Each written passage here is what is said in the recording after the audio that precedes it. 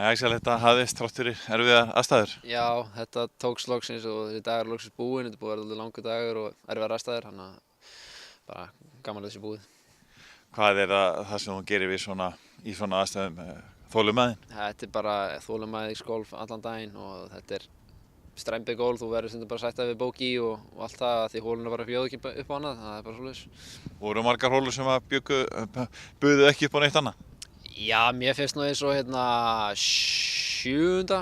Hún var dálítið svona ekki alveg beint sanngjörn en það er þetta bara kannski vita fyrir að hún er þetta bara skrimsli í mótindinum og svo er þetta saman með 15. Hún var heldur strembin líka. En ég meina það eru margar hólur sem voru líka í niðri móti.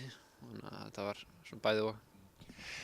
Það er svona að jara við að þetta hefði kannski ekki verið mikið spennað. Þú varst alltaf svona fyrir framann og varst eitthvað að hugsa forystuna?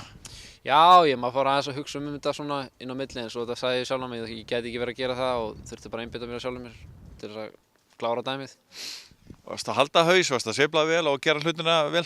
Já, ég fannst það sko. Ég var svona byrja aðeins að sunka niður fannst mér svona frá svona 7 til 8 og 9 en svo þetta bara spýtti maður aðeins í bara og reyndi að hugsa bara halda áfram að gera það maður var búinn að gera alla helgina bara að reyna að fá power og koma sér góð færi. Eitthvað sérstakt sem að þér fannst skipta máli í dag í þínu leik? Það er bara þolinmæðin sko, reyna bara að njóta þess að vera hérna á skaganum í þessu veðri sko og reyna að spila ágætisgólf.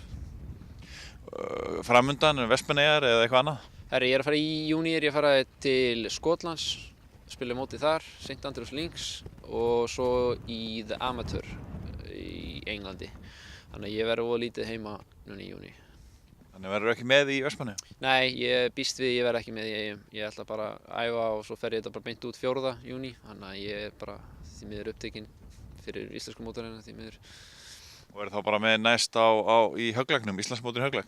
Ég held það bara já, ég held að sé bara högglagur næst. Svo er þetta bara undankeppnin, EM undankeppnin undan því. Þannig að annars er ég bara já, þetta er mikið erlendis svona.